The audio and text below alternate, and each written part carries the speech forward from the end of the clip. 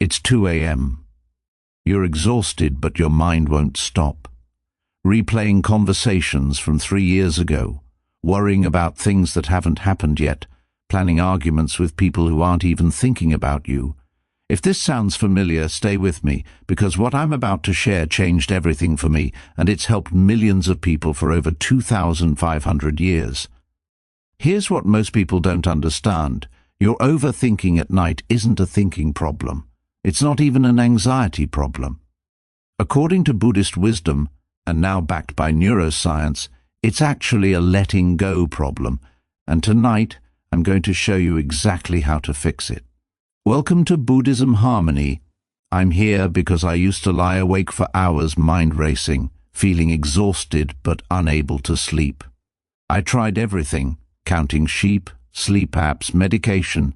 Nothing worked long term. Then I discovered an ancient Buddhist practice that monks have used for centuries, not to force sleep, not to fight thoughts, but to create the conditions where peace naturally appears.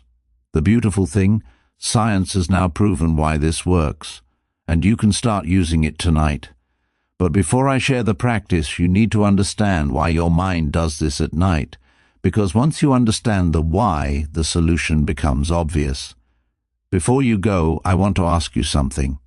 If this video helped you understand why your mind races at night, do me a favor.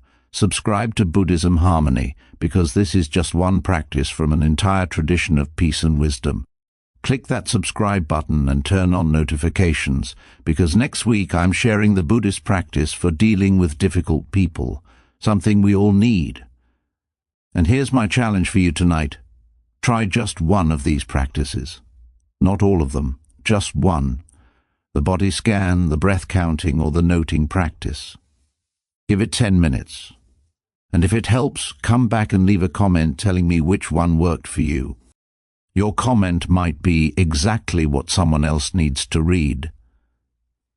If you have a friend or family member who struggles with overthinking at night, and let's be honest, who doesn't, share this video with them.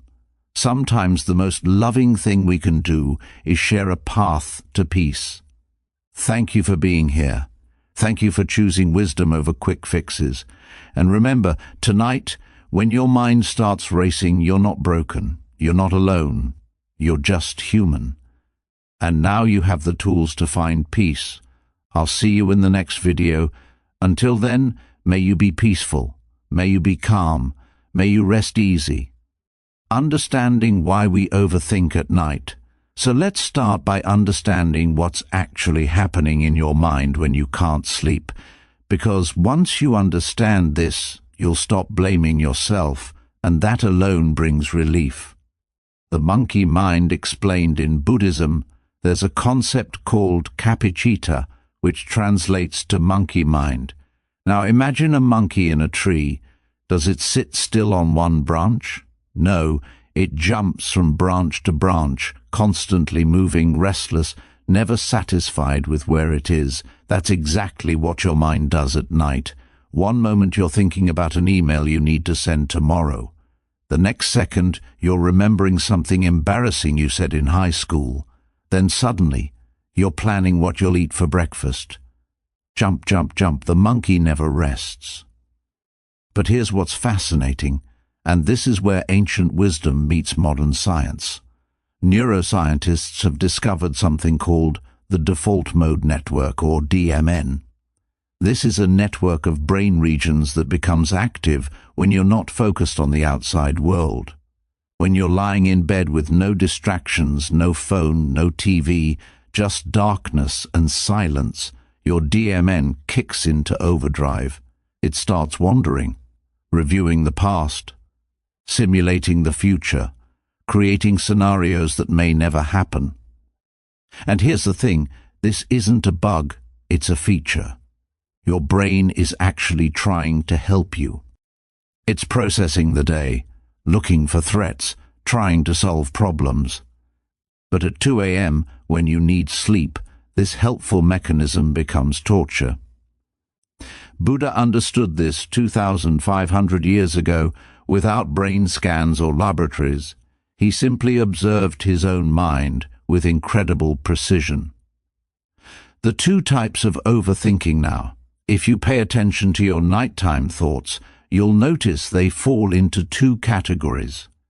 I call them the past tape and the future movie. The past tape is when you replay things that already happened. That conversation with your boss where you should have said something different. The relationship that ended. The opportunity you missed. The mistake you made last week or 10 years ago. You lie there rewriting history in your mind, as if thinking about it harder will somehow change what already happened. Buddha said something profound about this. Do not dwell in the past, do not dream of the future, concentrate the mind on the present moment. He understood that when we mentally live in the past, we experience regret, shame, guilt, all forms of suffering that serve no purpose at this moment. The future movie is different. This is when your mind creates elaborate scenarios about things that haven't happened yet. What if I lose my job? What if they don't like me? What if I fail? What if something bad happens to someone I love? You're essentially watching a horror movie of your own creation, starring yourself. The research on this is eye-opening. Studies show that 85% of what people worry about never actually happens. And for the 15% that does happen, 79% of people report they handled it better than they expected. So we're literally losing sleep over fictional stories our minds are creating. Both types, past regret and future anxiety, have one thing in common: they steal your present moment. And the present moment, right now as you lie in bed, is actually fine. You're safe, you're warm, you have a place to sleep. The suffering exists entirely in your thoughts about past or future, not in this moment. Why fighting your thoughts makes it worse. Here's where most people make a critical mistake. When thoughts appear, they try to force them away. Stop thinking. Just stop. Go to sleep. Has that ever worked for you? Of course not. In fact, it makes everything worse. There's a famous psychological experiment I want you to try right now. Well, maybe not right now if you're about to sleep, but try this. For the next 30 seconds, do not think about a pink elephant. Whatever you do, don't picture a pink elephant in your mind. What happened? You immediately thought of a pink elephant, right? That's called the ironic process theory or thought suppression effect. When you try not to think about something, your brain has to keep checking. Am I thinking about it? Did I think about it yet? And in that checking process, you're actually thinking about the very thing you're trying to avoid. Scientific studies have proven this repeatedly. When people try to suppress thoughts, those thoughts return with even greater frequency and intensity. It's like trying to push a beach ball under water. The harder you push, the more forcefully it pops back up. Buddha taught this exact principle thousands of years ago, just in different words. What you resist persists. When you fight your thoughts, you energize them. You create a struggle, and that struggle keeps you awake.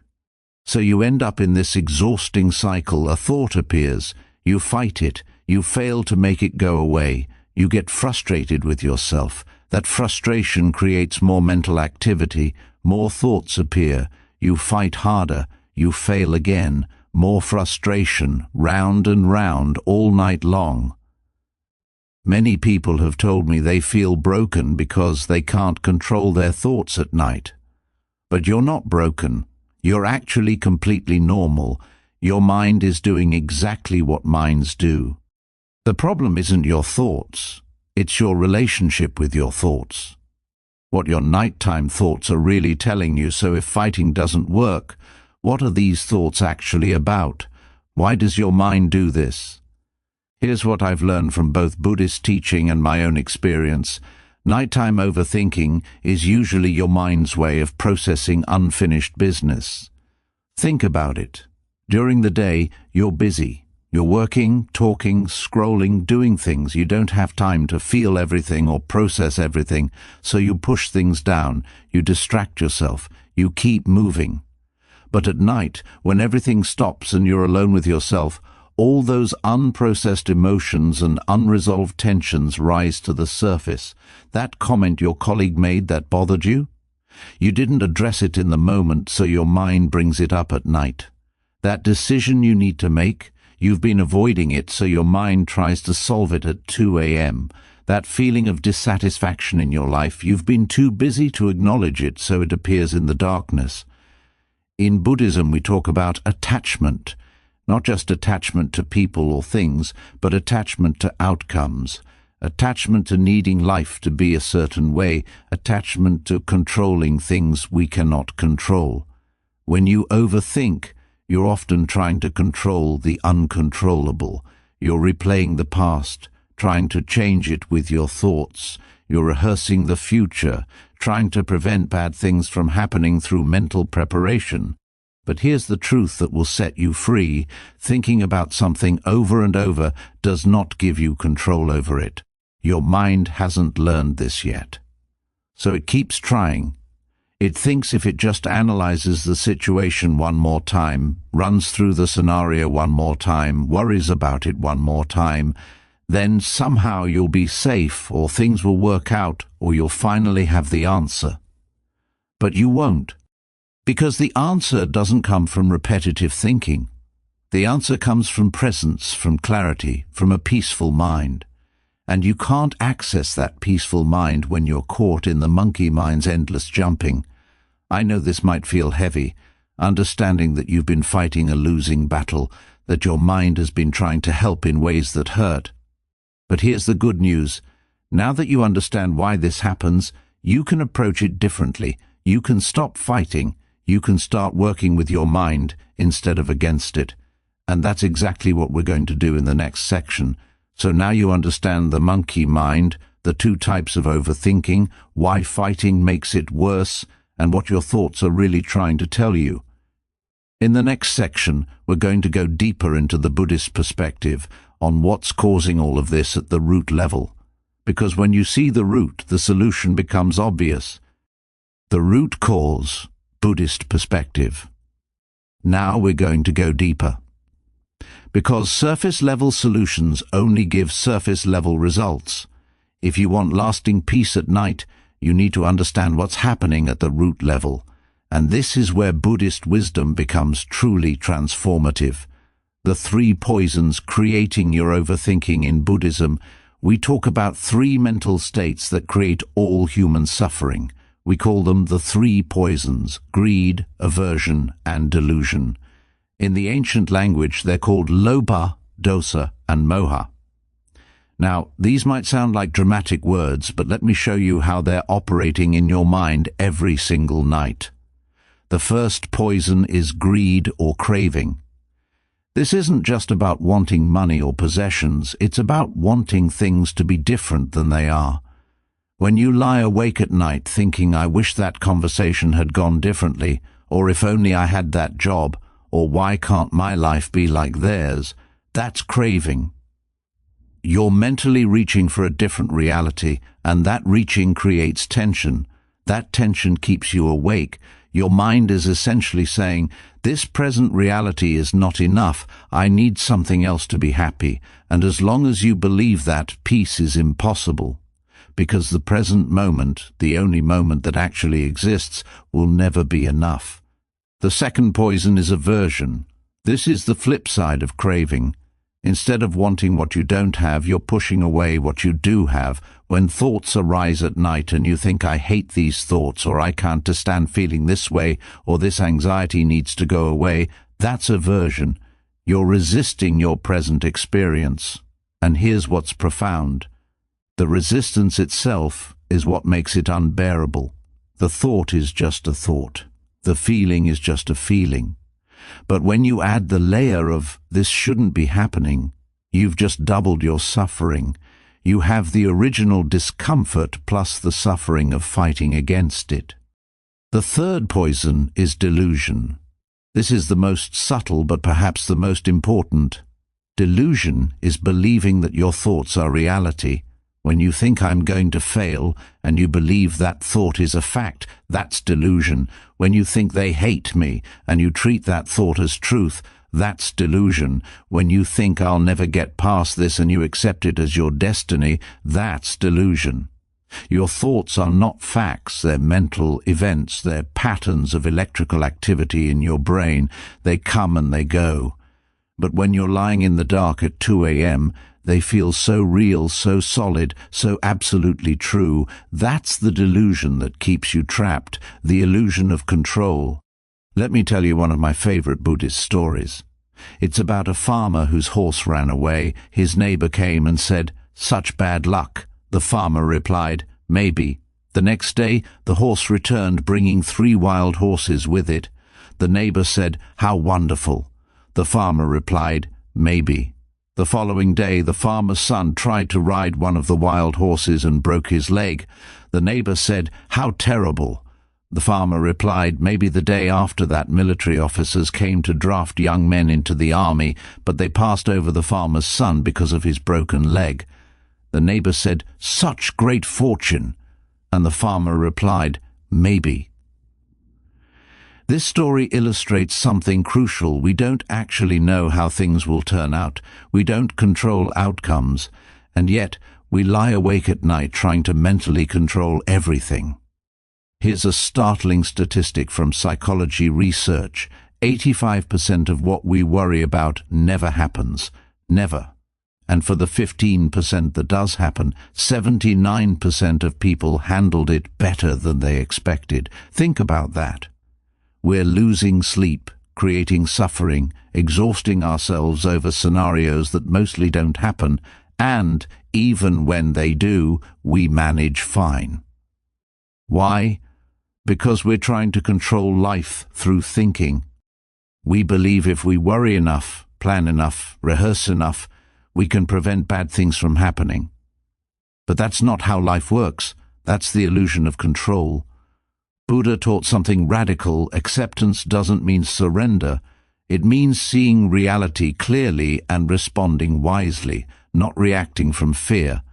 You can't think your way into controlling outcomes. You can only be present and respond skillfully to what actually happens. Your relationship with thoughts, this brings us to the most liberating insight in all of Buddhism. And if you truly understand this, it will change not just your nights, but your entire life. You are not your thoughts. Buddha used this beautiful metaphor. Thoughts are like clouds passing through the sky. They come, they change shape, they dissolve, they pass. But you, your true nature, you are the sky. The sky doesn't grab onto clouds, it doesn't push clouds away, it doesn't identify as the clouds, it simply allows them to pass through. When you lie in bed and a worried thought appears, that's a cloud.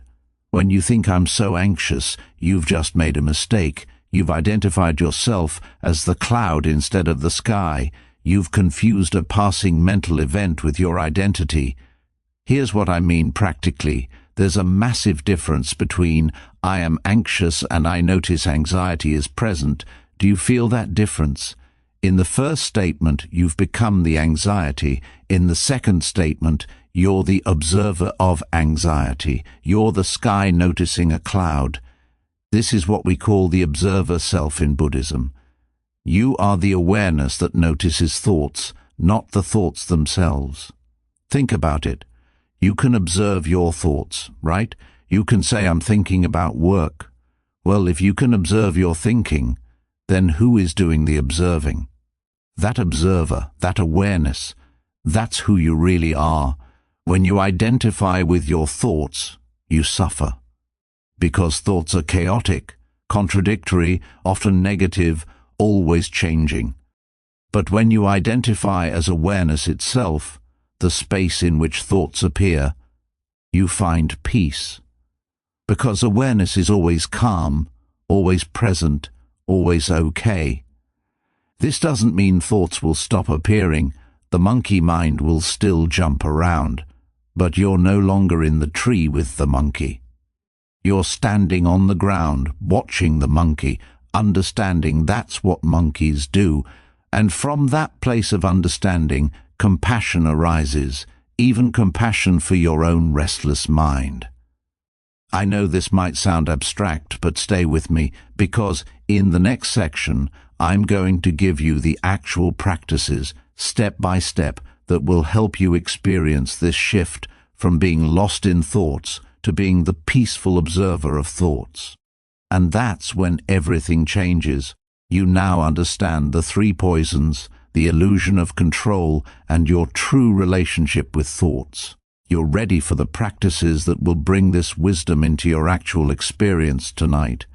The Buddhist practice, step by step. All right, now we get to the heart of it.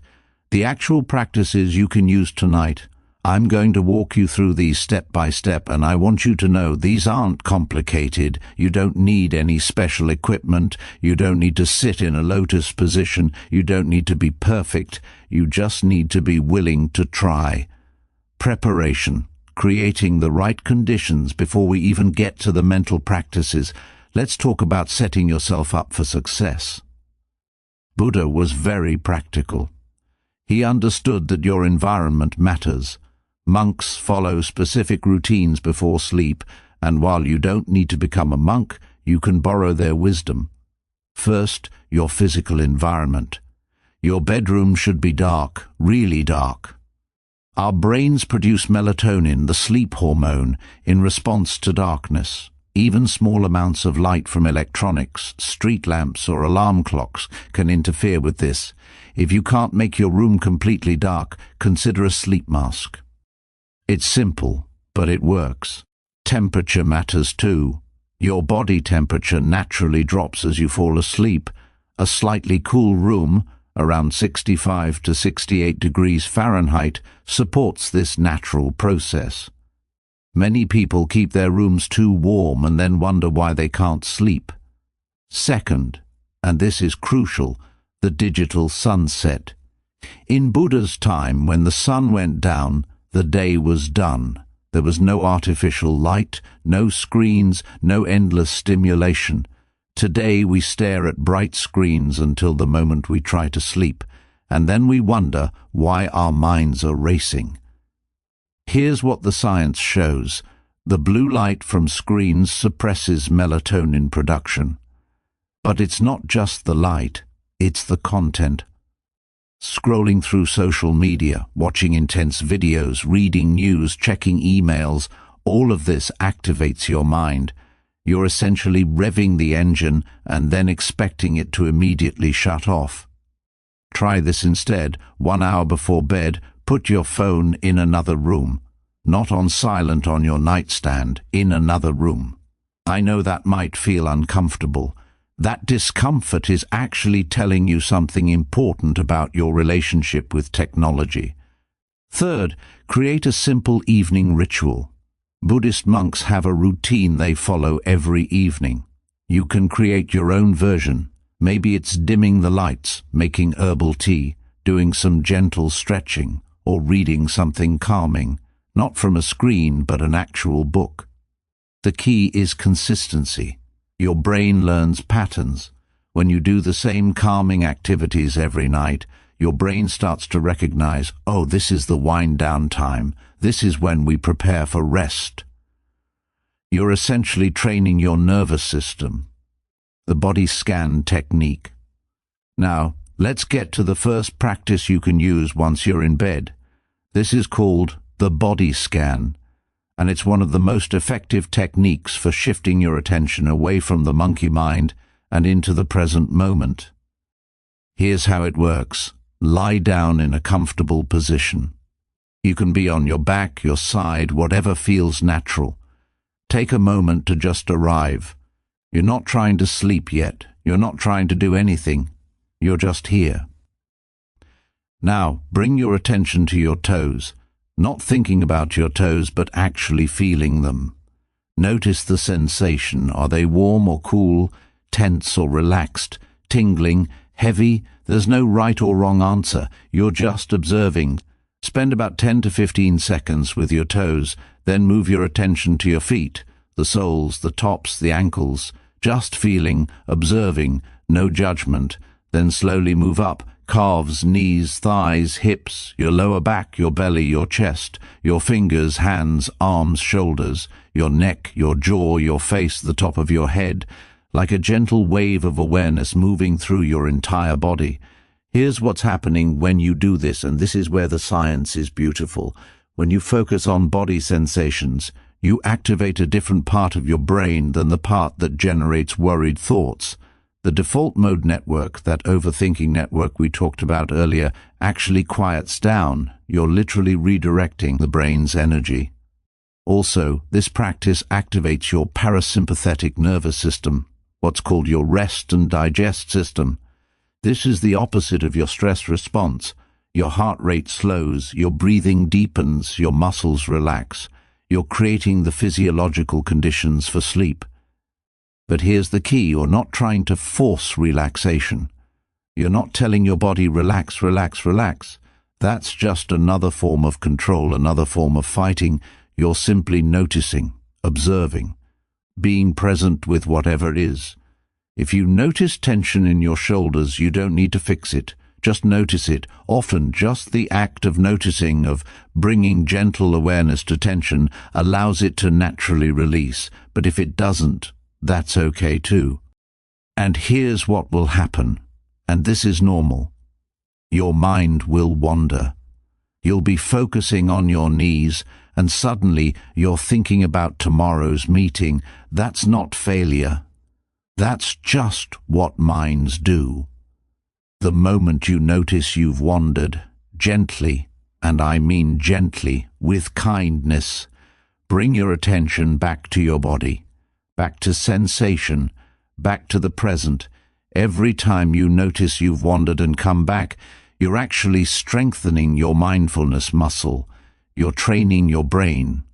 So in a way, the wandering is part of the practice, not a problem with the practice. Some nights, you might fall asleep before you even finish scanning your whole body. That's perfect. Other nights, you might go through your whole body and still be awake. That's okay too. Remember, we're not trying to force sleep. We're creating the conditions where sleep can naturally happen. There's a huge difference.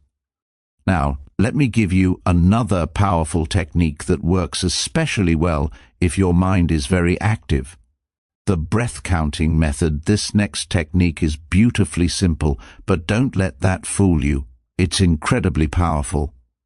Buddhist monks have used this for thousands of years, and modern sleep research has confirmed why it works so well. Here's what you do. Lie comfortably in bed. Close your eyes. Now, simply count your breaths. On the inhale, count 1. On the exhale, count 2. Next inhale, 3. Next exhale, 4. Keep counting up to 10. When you reach 10, start over at 1. That's it. That's the whole technique. Now, you might be thinking, that sounds too simple. How could that possibly help my racing mind? And that's exactly the beauty of it. Your monkey mind needs a job. Right now, it's jumping wildly from branch to branch. Work, relationships, money, the past, the future. It's chaos.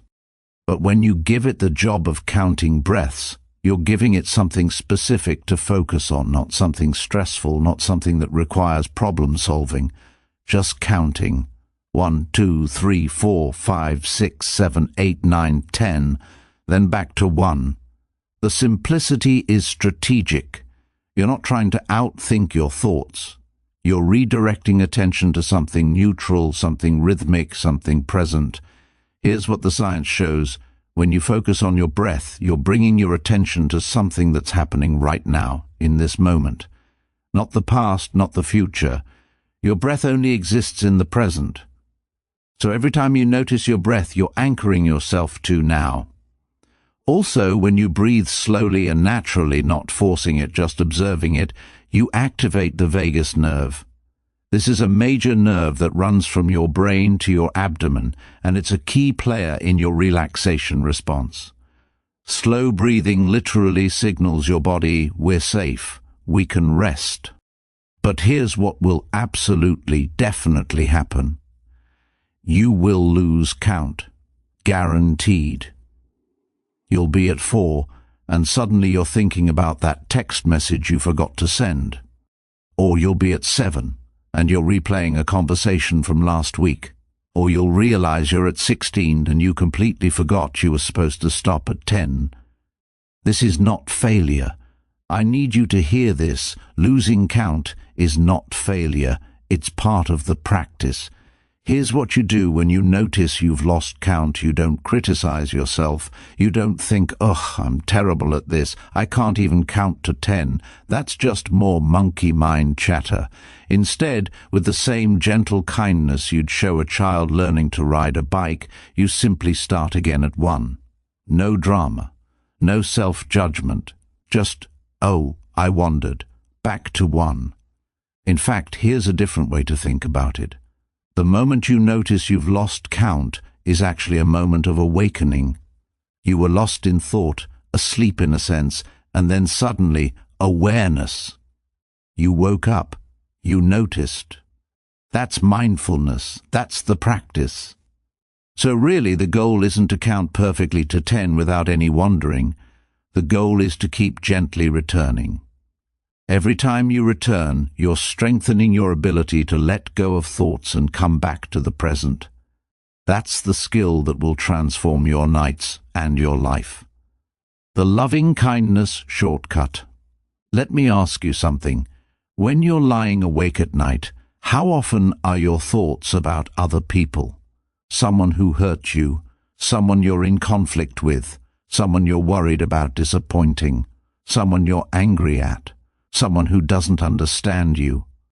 If you're like most people, at least half of your nighttime overthinking involves relationships, and there's a specific Buddhist practice for this that's remarkably effective. It's called metta, or loving-kindness practice. Now, before you think I can't send love to the person who hurt me, stay with me. This isn't about pretending everything is fine. This isn't about being a doormat. This is about freeing yourself from the mental prison of resentment and worry, because when you're lying there replaying arguments or imagining confrontations, the only person suffering in that moment is you, not them. You. Here's the simple version you can use tonight. Start with yourself. Place your hand on your heart if that feels comfortable, and silently say these phrases: "May I be peaceful, may I be safe, may I rest easy." Say them slowly. Let the words sink in. You're not forcing yourself to feel anything. You're just offering these wishes to yourself, the same way you might offer comfort to a good friend who's struggling. Repeat these phrases 3 or 4 times. With each repetition, notice if anything softens in your body. Maybe your jaw relaxes slightly. Maybe your shoulders drop a little. Or maybe nothing changes, and that's okay too. Now, if there's someone specific your mind keeps going back to, someone you're in conflict with, someone you're worried about, someone who hurt you, here's what you do: bring them to mind. And I know this might feel difficult, but offer them the same phrases: may you be peaceful, may you be safe, may you rest easy. Notice I'm not saying may you realize you were wrong, or may you apologize to me, or may you change. Just may you be peaceful, safe, at ease. Here's why this works, and the science on this is fascinating. Research shows that loving-kindness practice reduces rumination, repetitive negative thinking, by an average of 43%. That's huge. When you genuinely wish someone well, even someone who hurt you, something shifts neurologically.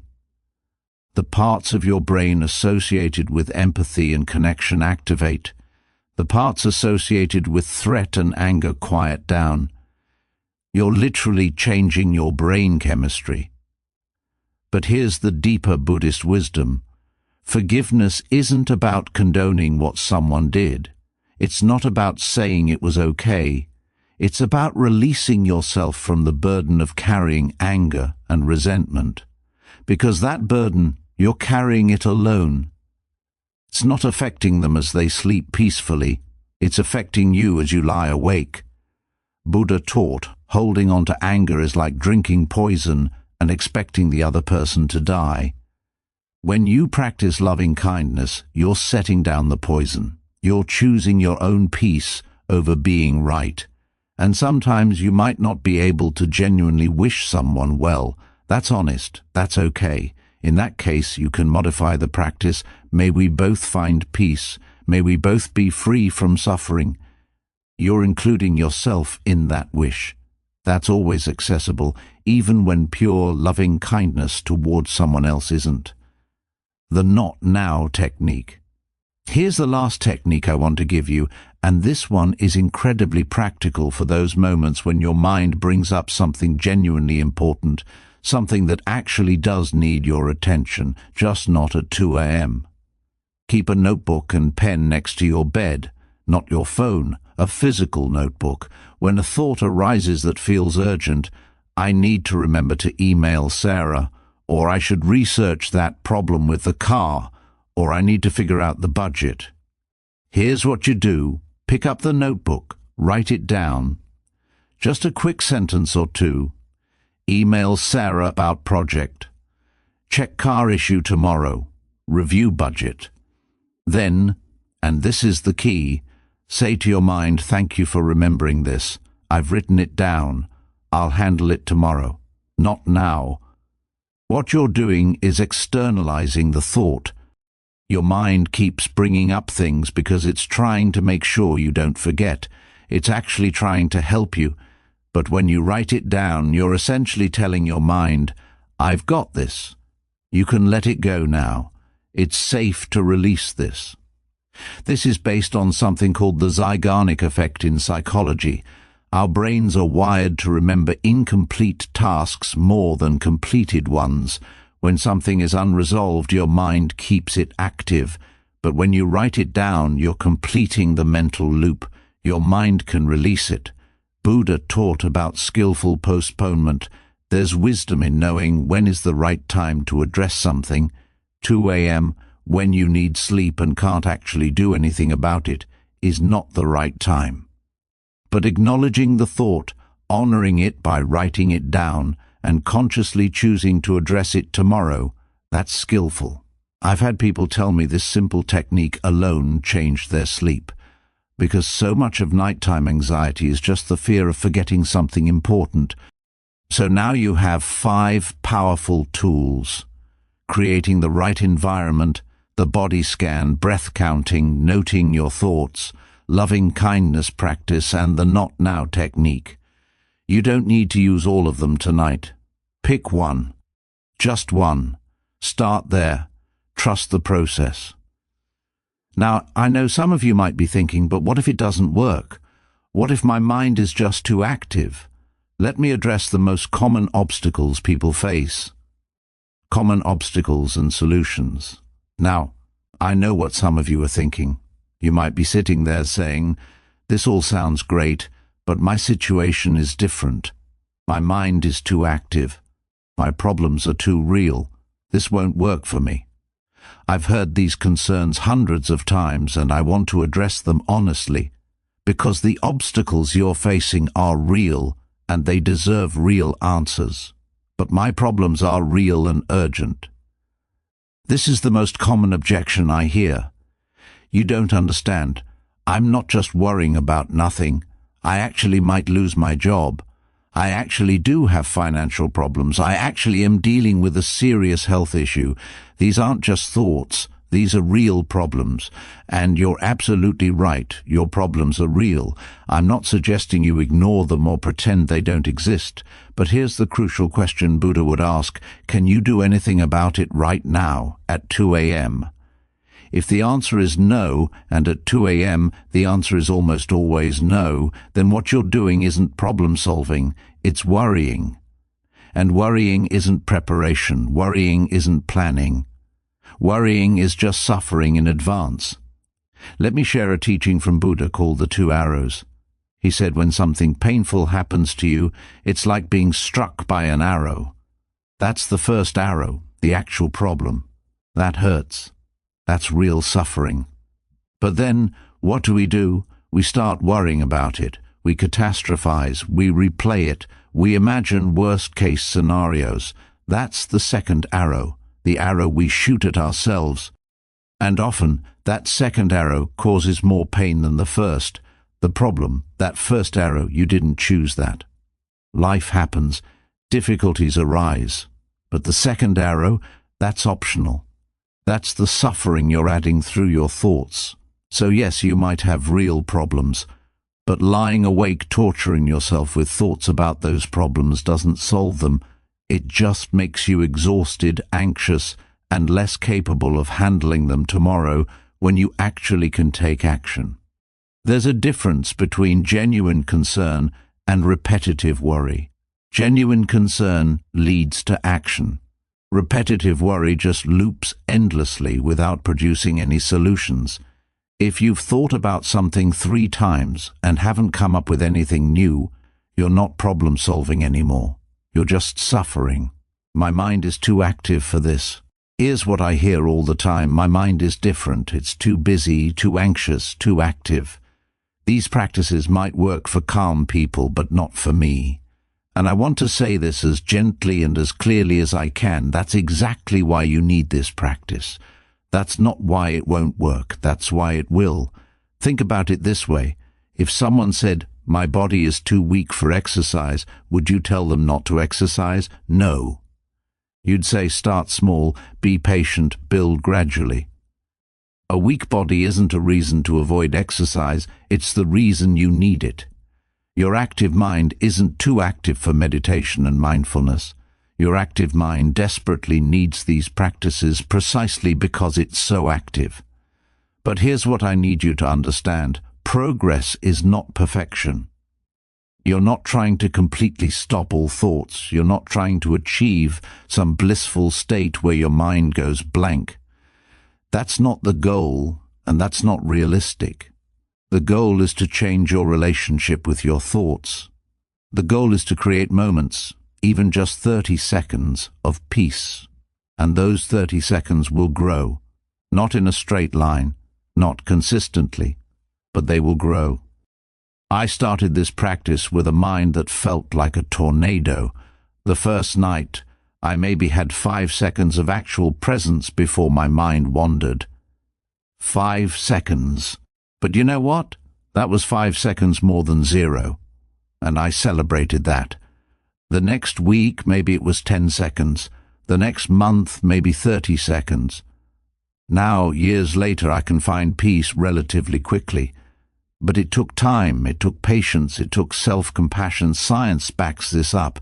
It's called neuroplasticity, your brain's ability to change and form new neural pathways. Every time you notice you've wandered and gently bring yourself back, you're literally rewiring your brain. You're strengthening the neural circuits associated with attention and awareness. You're weakening the circuits associated with rumination and worry. But this doesn't happen in one night. You're undoing years, maybe decades of mental habits. So please, be patient with yourself. Be as kind to yourself as you would be to someone you love who's learning something new. What if I fall asleep during the practice? This one makes me smile because people say it like it's a problem. But what if I fall asleep before I finish the body scan? Or what if I lose count because I drift off? Let me be clear, that's perfect. That's literally the point. You're not doing this practice to complete it perfectly. You're not getting graded. There's no certificate at the end for people who make it all the way to 10 breaths or scan their entire body without falling asleep. The purpose is to create the conditions for sleep. If you fall asleep halfway through, that means it's working. The practice did exactly what it was supposed to do. This reveals something important about our achievement-oriented minds. Even in relaxation, even in sleep preparation, we want to perform, to succeed, to do it right. But this is the one area of life where failing to complete the task is actually success.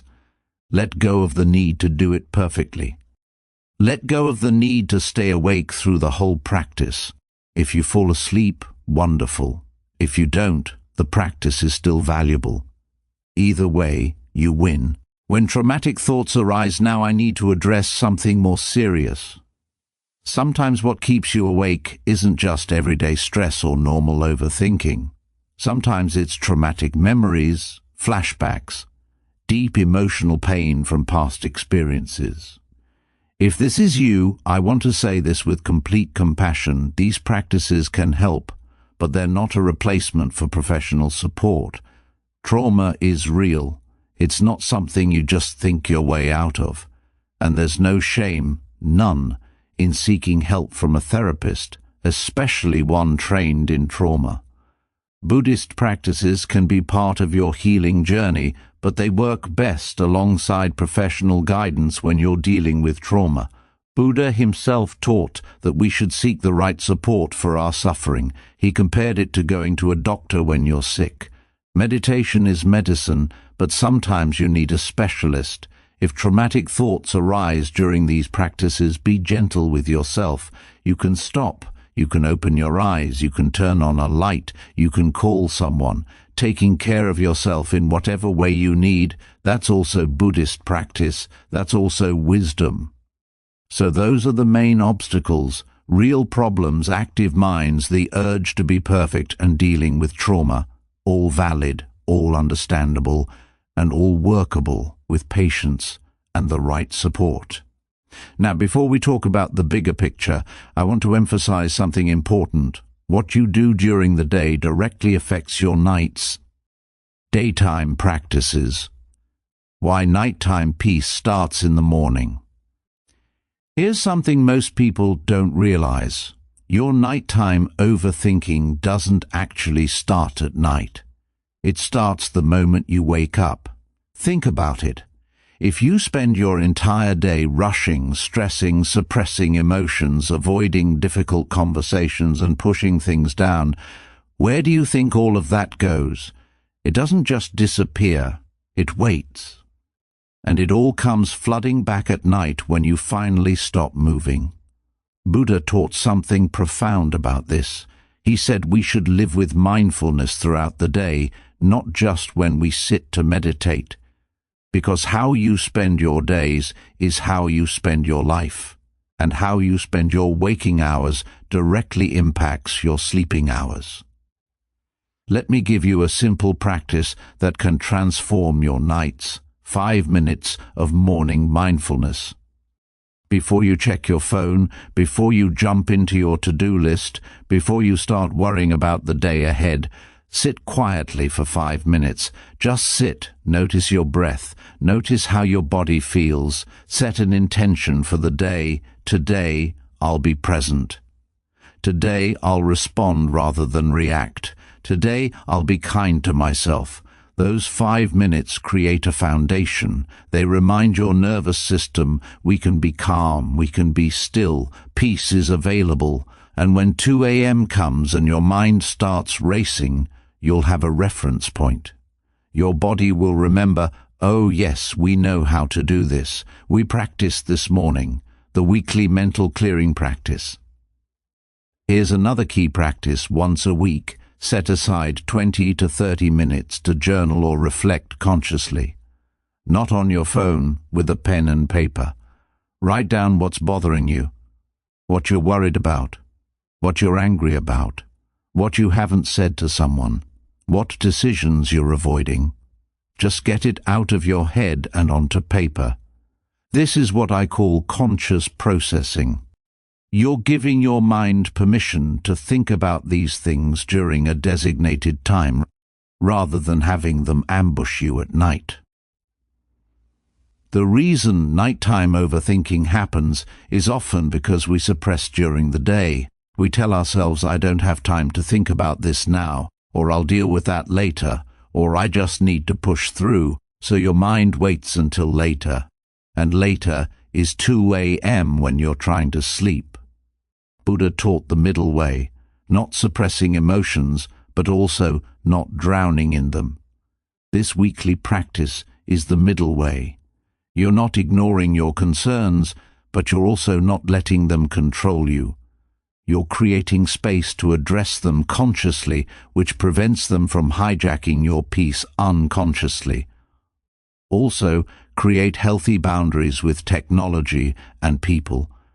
If certain social media accounts make you anxious, unfollow them. If certain people consistently drain you, limit your exposure. If the news before bed triggers worry, stop watching it. This isn't avoidance. This is wisdom. Buddha taught about guarding the sense doors, being mindful about what you allow into your consciousness. Because what you consume mentally and emotionally during the day will process at night. Real stories and evidence. Scientific studies that prove this works. Now, some of you might be thinking, this is ancient wisdom, but does modern science actually support it? The answer is a resounding yes. Let me share some research that validates what Buddha taught 2,500 years ago. Harvard Medical School conducted a study on mindfulness-based therapy for insomnia. The results? Participants who practiced mindfulness meditation showed significant improvements in sleep quality, reduced time to fall asleep, and decreased nighttime waking. Some participants reported it was more effective than sleep medication they'd tried. UCLA ran a study specifically on mindfulness meditation for older adults with sleep disturbances. After 6 weeks of practice, the meditation group reduced their insomnia symptoms by 50% compared to the control group. 50%, that's not a small improvement, that's life-changing. Neuroscientists have done brain imaging studies on people who practice meditation regularly.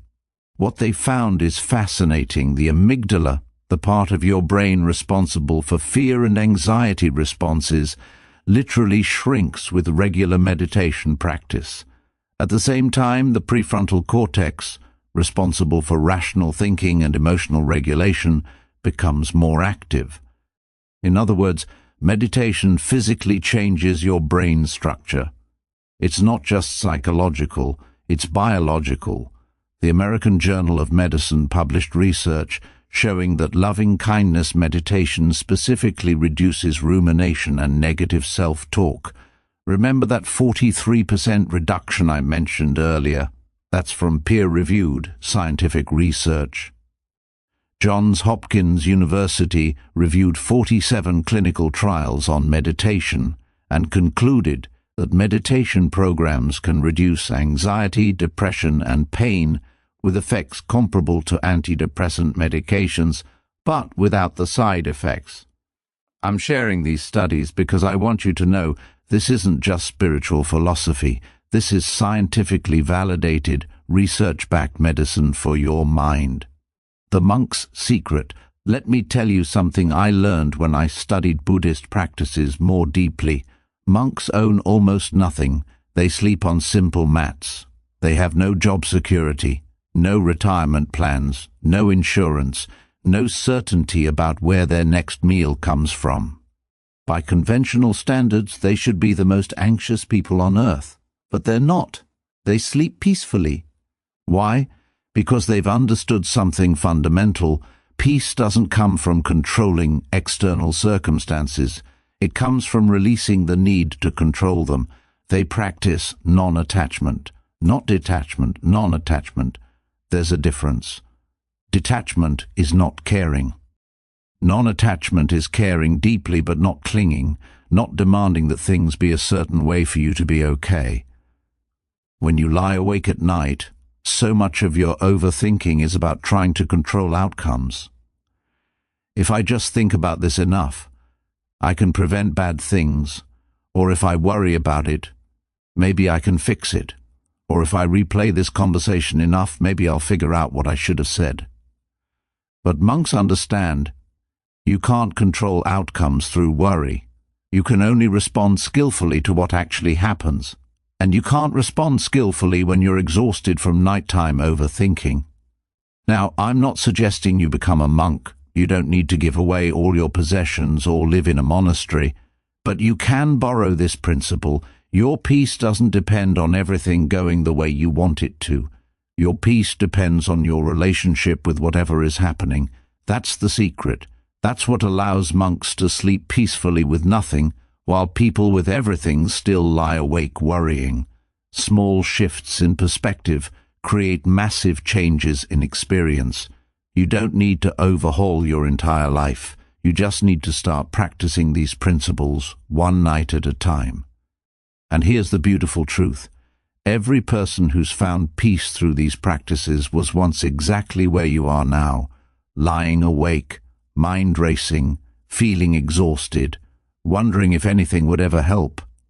They started where you're starting. They practiced. They were patient with themselves. And they found peace. Not perfect peace, not every night, but real, genuine, life-changing peace. You can too.